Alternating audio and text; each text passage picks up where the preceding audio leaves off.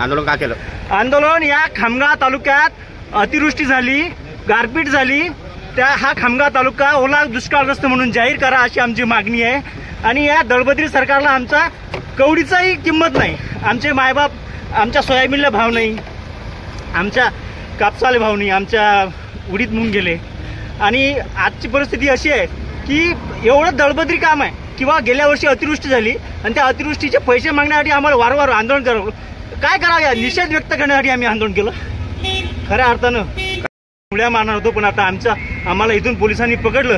हा खरं तर पोलीस प्रशासनाला हे वारंवार पुढे करून आम्हाला डिटेन करतात।